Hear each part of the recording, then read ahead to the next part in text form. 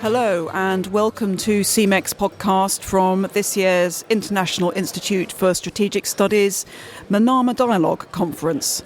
Avid listeners of the CMEC podcast will recall that we did a podcast from here last year, and a lot has changed since then. Who could have imagined that we would see Russia's illegal invasion of Ukraine in this year? This conference has been mainly focused on that and the impact that international conflict and threats of China's ambitions further abroad may have on the region, as well as the Russia-Ukraine conflict. I'm going to be speaking to various delegates here at the IISS Manama Dialogue. I'm Charlotte Leslie and I'm the Director of CMEC, the Conservative Middle East Council. I'm delighted to be joined here by Lord Soames, CMEC's Honorary President, who, as Nicholas Soames, MP, served in the House of Commons for 36 years. Lord Soames, it's wonderful to have you with us. Thank you, Charlotte. It's lovely to be on the CMEC delegation again. You are no stranger to the Manama Dialogue and no stranger to Bahrain. Can you briefly tell me about the changes and the progress you've seen in Bahrain over the time that you've been here over the years? Well, it's a very good question, Charlotte, because it's changed beyond all recognition, really, from being a slightly sleepy backwater to a very dynamic, growing place. And it's had some strokes of great good fortune.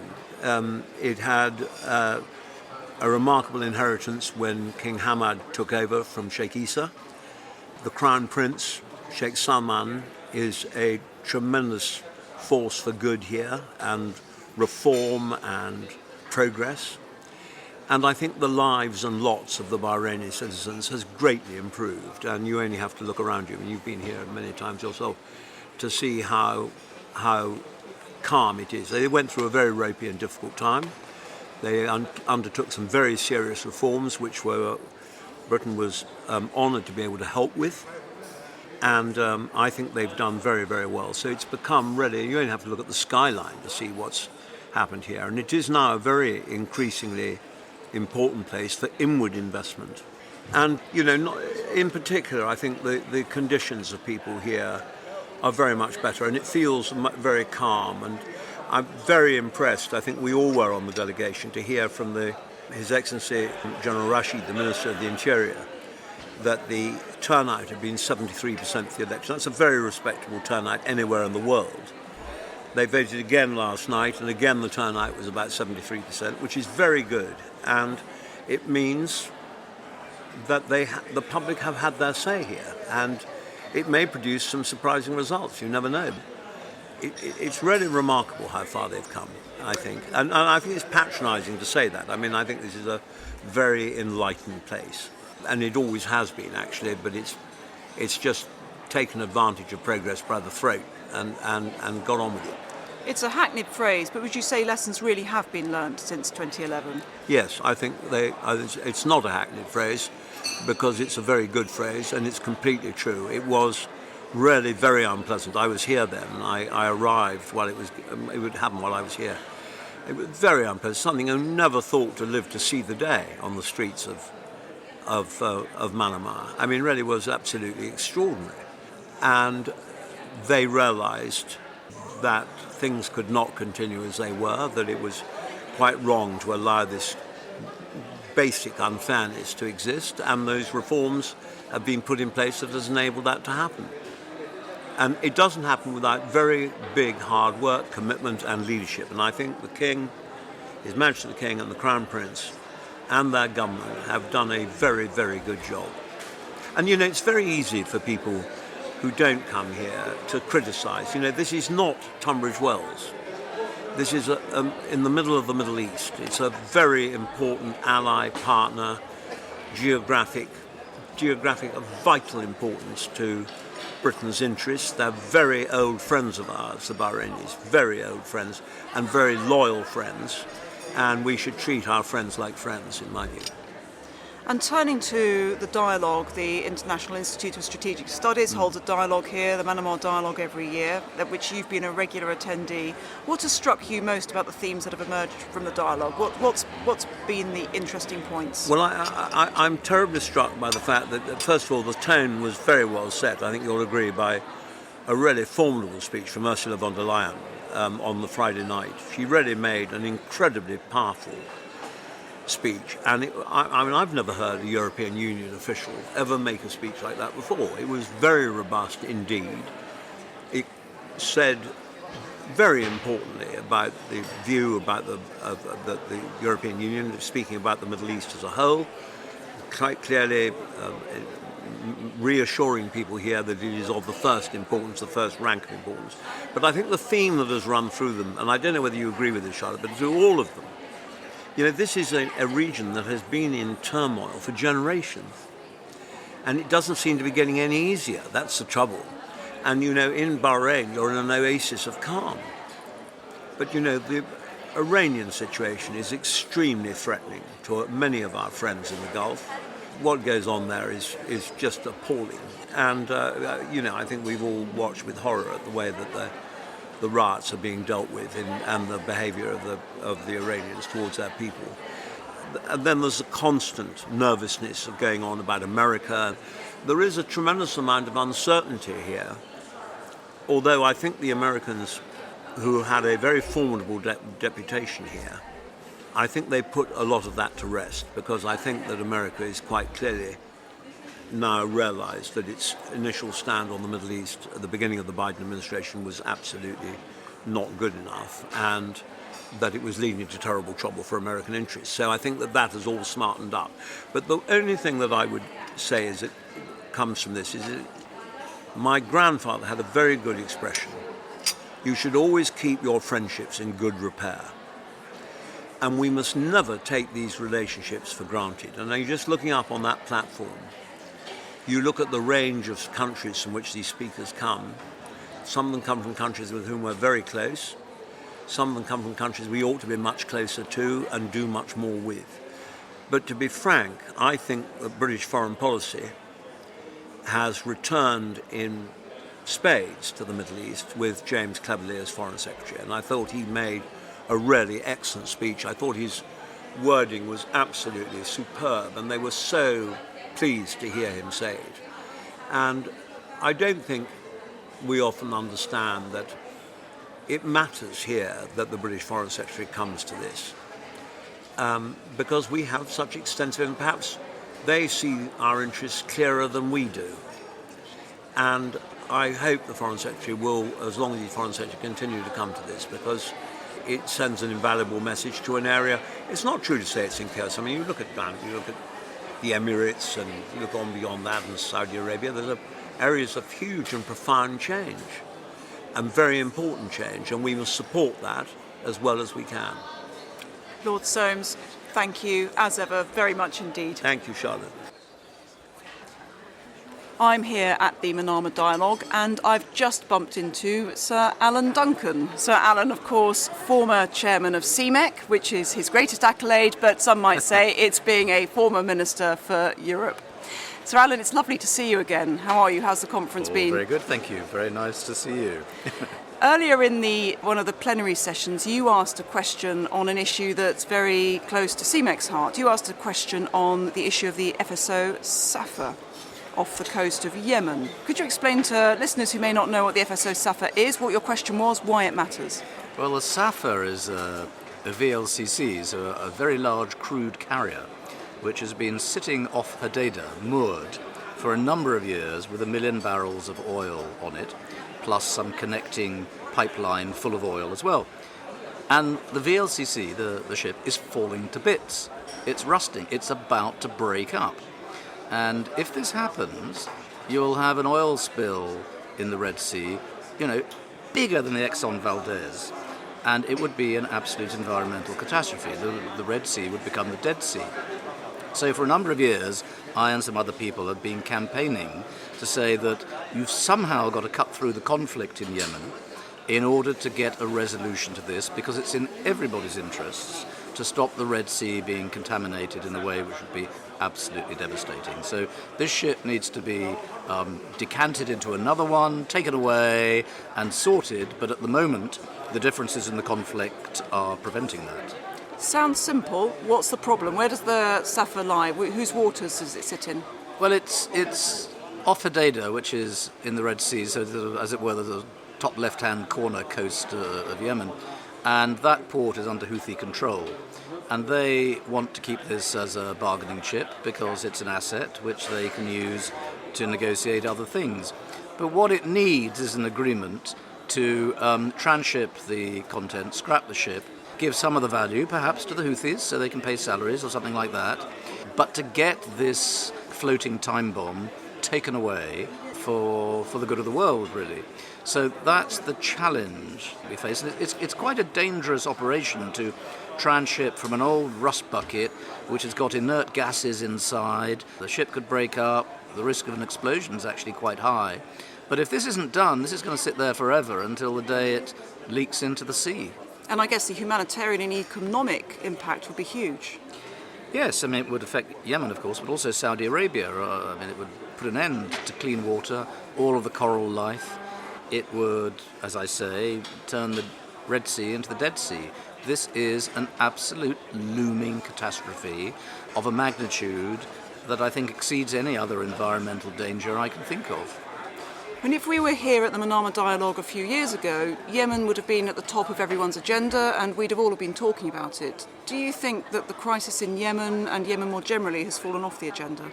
Yeah, I mean, I think if there are two things missing here is Yemen and Syria, actually. Both have rather fallen off the agenda and yet could be described in each case as you have just described it.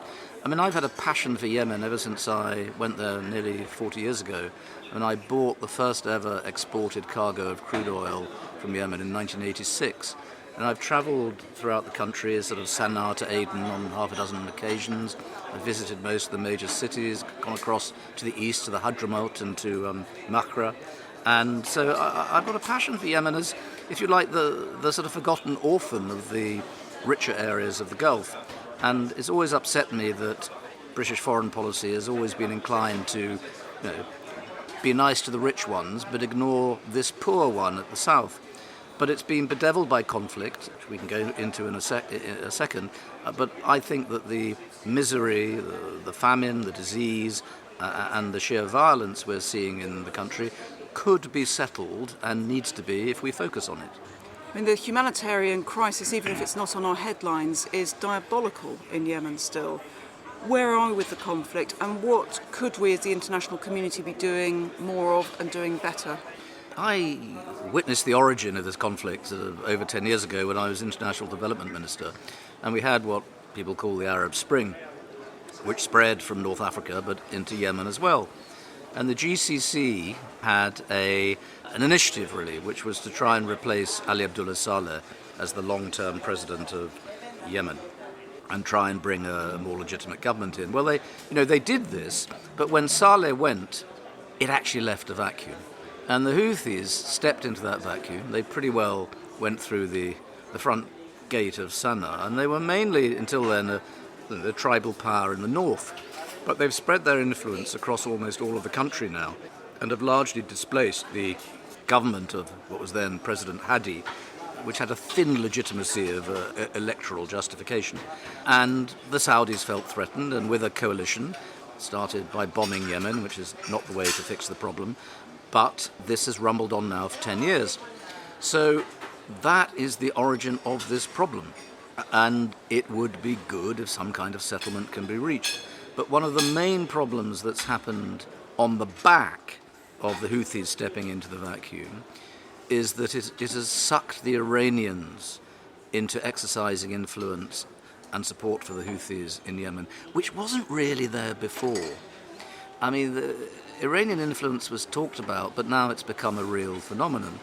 And with growing technology over these last few years, the Iranians are now exporting and using drones. They're using drones themselves on shipping in the Gulf of Oman. They've supplied the Houthis, who have flown them into the UAE and Saudi Arabia. And, of course, the Iranians are also selling them now to Russia to be used in Ukraine. And that has been one of the main themes of this dialogue. But what it means is just when the Houthis could perhaps make some progress and build up international trust, they have done a lot to destroy it by deploying these drones. So it leaves really the coalition who stepped in very little alternative but wait for better sense. And that is a tragedy both for Yemen but also, of course, for the difficulty of solving the problem of the Safa, which is the floating rust bucket. And just moving a moment to Iran, what impact and effect do you think the protests that are beginning to be quite brutally crushed, but the protests in Iran, particularly by women, are going to have on the rest of the region and Iran itself and Iranian influence? Well, I mean, I think this is a critical question because the hope of the JCPOA, the sort of plan of action to contain the nuclear threat, was that the Iranians would see sense and back off from converting themselves into a nuclear power. The problem with a theocratic regime like Iran is that they're not rational in the way that we are rational. And so the chances really of the JCPOA being a success are, I think, diminishing very fast. And they're being stupidly aggressive in wider international theatres. But something's happening inside Iran. And I have a feeling that for the first time since the Iranian Revolution of 1979, when the Shah was deposed, that it may be that the unrest is far more significant than the little bursts we've seen in the past. So always the question hanging over Iran is, as there was a revolution in 1979, when are we going to see the counter-revolution? And one of the theories of 1979 was that actually the Shah had been quite liberal, and it was the theocrats who ganged up against him and deposed him. Now, it could be that if there's a counter-revolution brewing, and who knows, that the reverse of that is what we're now seeing. And it is women who are, if you like, the engine of the protests we're seeing, which are not really happening in Tehran, as they have happened in the past, but all over the rest of the country. And that, I think, is the significant difference between the protests we've seen in the past and the ones I think we're seeing today. And yes, they're being brutally crushed, but that may well be the spark that makes the wider population turn against these very, very extreme people who have been ruthlessly running the country for 40 years. And what will the Sunni Gulf states, or the other Gulf states, be thinking as they see that kind of uprising in Iran? Well, I think they will feel justified and vindicated to some extent, in that if you look at the Abraham Accords, they were to a large extent an alliance of interested Gulf states against what they saw as a threat from Iran. And so if there is a turnaround in Iran itself, then that will make them think that actually what they've done together in holding together was a good judgment. So I think that's no bad thing in my view, whereas the downside of the Abraham Accords in my view is that it is an alliance against Iran at the expense of Palestine. And that is the third issue that is missing off this agenda. Syria, Yemen, Palestine. Three areas of contention which are always there but haven't really been discussed in detail compared with what has been the focus of this dialogue, which is the transition from fossil to renewable energy. So Alan, we could talk all afternoon. Thank you very much. It's lovely to speak to you. My pleasure.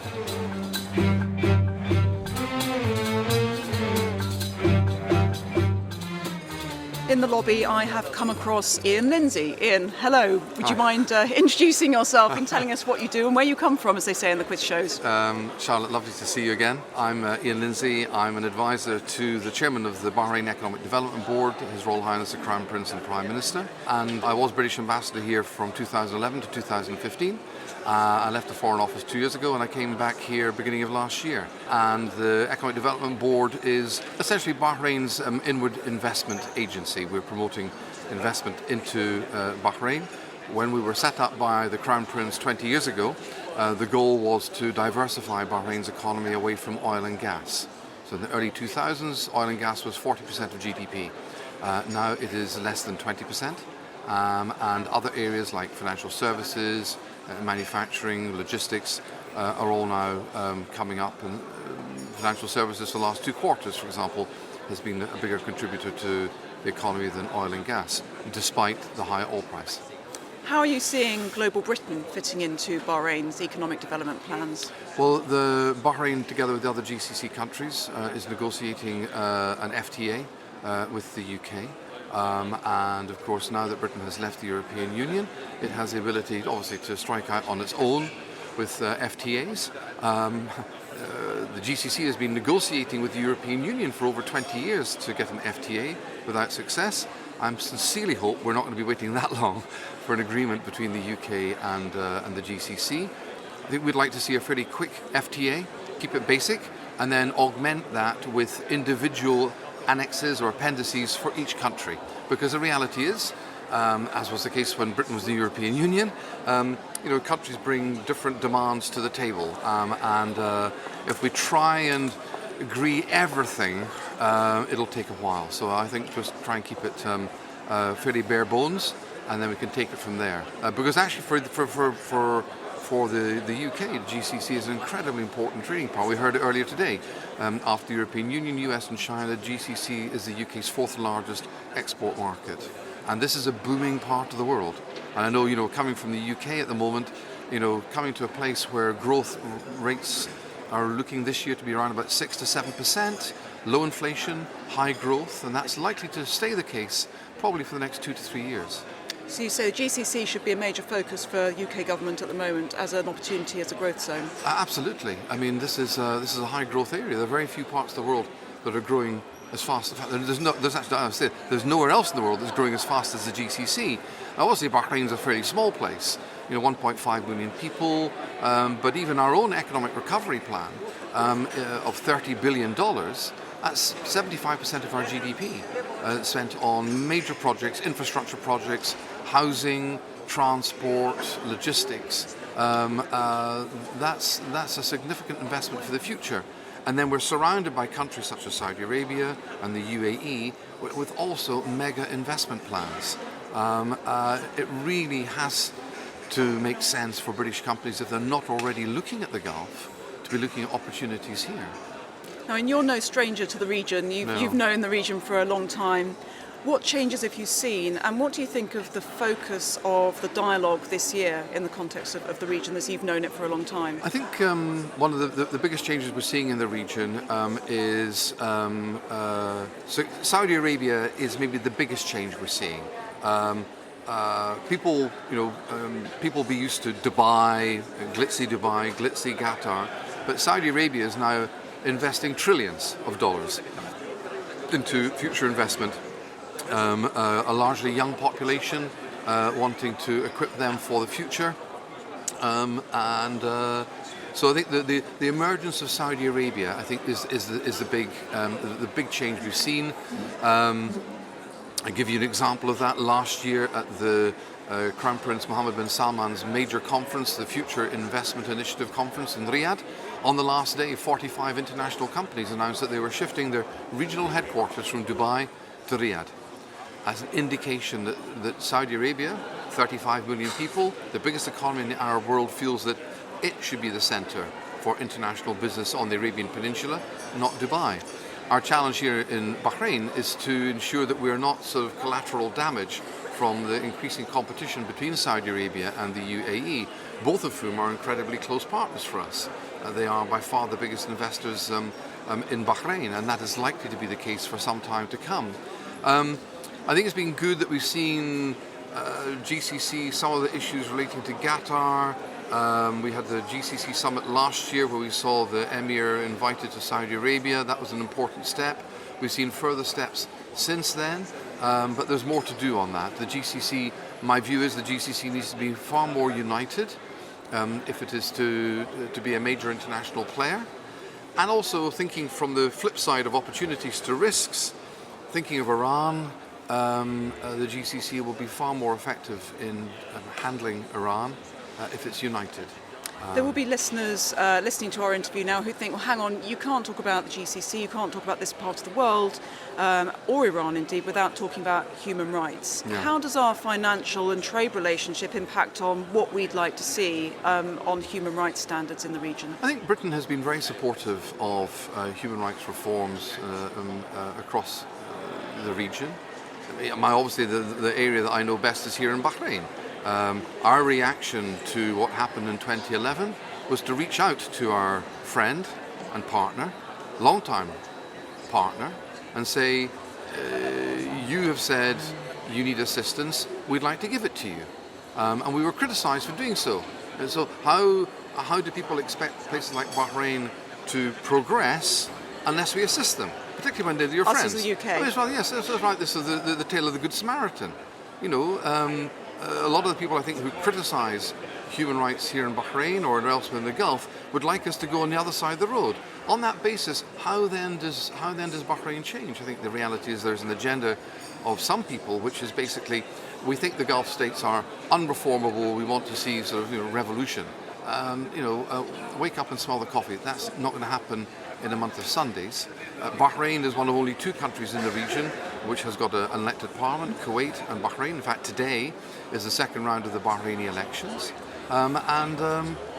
Bahrain is not a Nordic democracy, but then there are many, many countries which,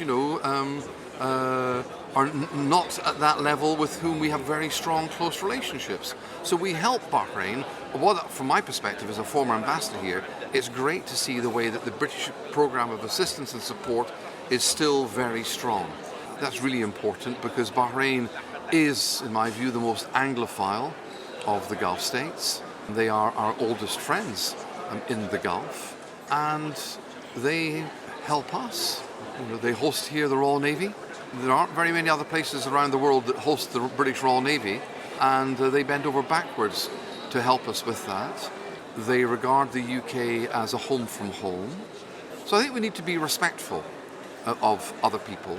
Nobody is perfect. And I guess we're in the build-up to the World Cup, and when Britain last won the World Cup in 1966, it's easy to forget that homosexuality was not legal. Exactly. On which point, just for your listeners who may not be aware of Bahrain, Bahrain is the only country in the Arabian Gulf where homosexuality is not illegal. And as another measure, if you like, of social liberalism, Bahrain is the only country in the Arabian Gulf where you do not need a license to buy alcohol. And the reality is that Crown Prince Salman, my view is that he's probably the most progressive reformist leader, not just in the Gulf, but probably the whole of the Arab world. So it's easy to forget when you've got people with vested interests, criticising Bahrain, criticising the royal family here, forgetting actually the Bahrainis are incredibly close, good friends of ours. They listen to what we say. I doubt they would listen to what we say if we took out a loudhailer and said, do better. Indeed, the words of one of your former colleagues in Parliament was when I came here, is that actually it's not a very good way of coaching people. You want to work with people, you want to help people, you want to help your friends when they're in trouble. You reach out a hand to help them. You don't shout at them from a distance and say, do better next time. What does that mean? We provide a lot of assistance here in Bahrain, as we have elsewhere in the Gulf, and that will continue. The very fact that Bahrainis still want our assistance, I think, is actually a good measure of the relationship. It'd be easy enough for them to say, actually, chaps, the world has changed. 2011 was a long time ago, and frankly, having come back to Bahrain 2 years ago, this is a very different country from 10 years ago. The thing, particularly as I travel around the world, looking back at the Gulf, is just realising actually that the Gulf is incredibly successful and is still a magnet for many, many people from around the world. It's easy to forget, people obviously, talking about the developments in Qatar and the UAE. When I was in the UAE for the Dubai Expo earlier this year, 3 or 4 times, look at these huge buildings, like, wow. Actually, the thing that I thought was more of a wow to me was just thinking about the millions and millions of people from the Indian subcontinent who have been lifted out of poverty because they, or their family members, have worked in this part of the world and the remittances have been sent back. It's easy enough to criticise people from migrant workers. they wouldn't be getting the jobs that they've got here or in other places back in India. Obviously, India's changing. I was in India beginning of September, and I was in Hyderabad, which is a high-tech city. But the reality is that this is still a part of the world where people from other parts of the world, South Asia, Southeast Asia, still rely upon work here.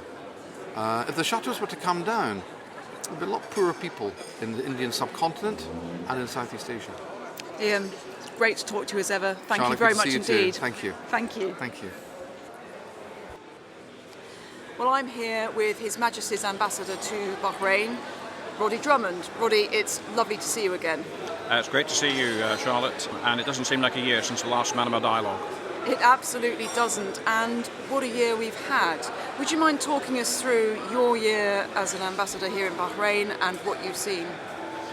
Well, it's been a very positive year, by and large, because there's been a real bounce back in Bahrain post-COVID. The economy is really going strongly. We're seeing lots of different new trade investment developments. We're seeing British firms finding new ways to engage in the economy here in different kinds of tech, in education and research and financial services and a whole variety of other things. So there's a real energy about the place. And particularly in recent months when we've had a lot of visits and events, really high-profile things like the visit of His Holiness the Pope and other religious leaders to talk about interfaith. We've had the Bahrain International Air Show back for the first time after 4 years with the Red Arrows doing several displays, and a host of other exciting things, sporting events, the International Trophy horse race the other day, and back in March, of course, we had the F1. We also really enjoyed, seems like a long time ago now, but thinking back to May and June, the various events around Her Majesty's Jubilee. And we were able to celebrate that in style here in Bahrain with her many friends and supporters here, from the royal family, from ministers and all the business families, with a gala dinner back in June. But then, of course, at the end of the summer, we had the sad news of her passing, and the period of mourning and condolences, with so many beautiful messages from Bahrainis who loved the Queen and for whom she meant a great deal to their lives and their families. And that was a very moving period. The relations now with the royal family reinforced by that in a way, with His Majesty King Hamad and His Majesty King Charles seeing each other just before the funeral and in close touch. So it's been an up and down year, but by and large a very, very positive year. And it really underlines, I was privileged enough to witness the very close relationship between His Majesty the King here in Bahrain and Her late Majesty. Those personal relationships really matter in terms of diplomacy, nation-to-nation relationships, don't they? Absolutely, that warmth enables you to put even more substance into the relationships in so many different ways, with Bahrainis supporting causes that are important to us in a variety of different ways. With Her late Majesty and King Hamad, of course, it was the shared love of horses, and in so many different ways they'd enjoyed lovely times together in the recent decades. But yes, it remains as close and personal as ever. And it's been, as you outlined, really a very up and down year. And as we speak, we have the illegal war, Russia's illegal war in Ukraine rages on. We have protests in Iran, and at time of speaking, we don't know what direction those are going to take. How does all that look from here in Bahrain, both for Bahrain, for the UK, and the UK's relationships with the region?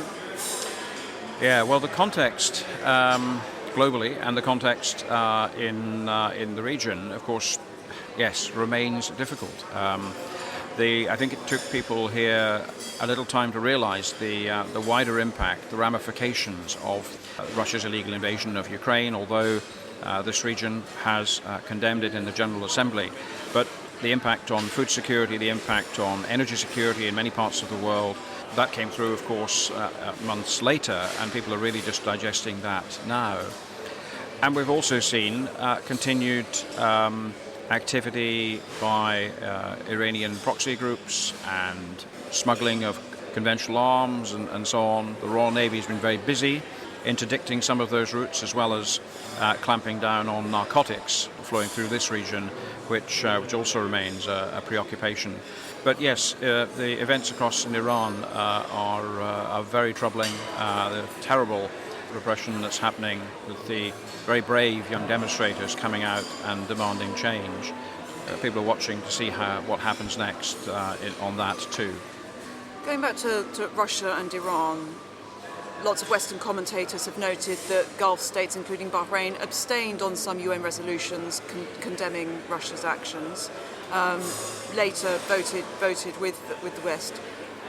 Now we're seeing Iranian drones being used by Russia in Ukraine. How does that affect the region, the Gulf region's view of Russia and interaction with Iran? Because obviously the Gulf region has a relationship with Russia, and to a casual onlooker that can seem confusing. Yes.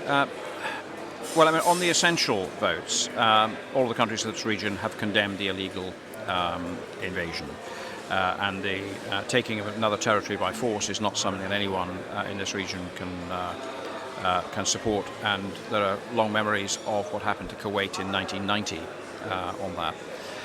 But I think the connections between Iran, Russia, and so on have really come to the surface and become visible, and people are just drawing the conclusions of what that means, with the same drones being used to attack Abu Dhabi and facilities in Saudi Arabia as are being used against the civilians of Kyiv and other parts of Ukraine. So people are absorbing that lesson. That was one of the things that people were discussing in the last couple of days in the Manama Dialogue, and that has produced, I think, a renewed determination to work together to try and combat these things. A lot of listeners will be listening to this and saying, well, what about Bahrain's record on human rights, which is an issue that often gets raised in the UK. What is the situation here on human rights issues, and what more can Britain do, and what progress has Bahrain made? So just yesterday, we had the final stage of the elections. It happened every 4 years, and those had a very high turnout, about 73%, and very lively campaigning and media and social media on sort of pocketbook issues, but really lively campaigning, and a lot of new MPs. So I think only 7 of the 40 MPs have been returned, and so it's a wholesale change. And I think people here are looking to see what that will mean as they debate the legislation that the government will put forward. But I think over this last several years, we've seen really tangible steps forward in human rights in Bahrain in really important areas, some of which are supported by the UK. So the use of the alternative sentencing, which is like being on remand or probation, if you like, in our system, has meant the release of more than 60% of the prison population. And that's a huge boon to thousands of families, of people being released early after good behaviour and so on. And that's applied to new prisoners too. We've seen a remarkable new juvenile justice system set up, new law, which operates to international standards and ensures that children are not treated by the regular judicial system if they commit some offence. They're dealt with by social workers in different centres and prisons, and with support and counselling, help back into their families. So these are really big steps forward, and there are others. I think that Bahrain continues to have a really strong record on combating trafficking, on migrant labour rights, and definitely the best in this region, and continues to improve in that area. They were remarkably good through COVID, for example, ensuring that every person that lives here received free treatment and free vaccinations and free testing. Including migrant workers. And campaigns to explain the importance of the vaccinations and so on in many different languages were carried out repeatedly by the government here. So they have a really strong record on that, which I think was noted by the migrant labour communities and their embassies. And finally, it's been a year, we couldn't have predicted what happened during this year. Have you any projections for what the Manama Dialogue will be talking about next year? Well, inevitably, there could be some other unforeseen black swan events, but I think we'll be talking about, I hope, the things we've been discussing this year, about more cooperation, new groupings on security to deal jointly with the issues, the challenges in the region and around us. We'll be able to assess how much progress we're making on tackling some of these. And I hope that the joint work that we do with so many others here has continued to keep the sea lanes free and deter malign activity from wherever it comes.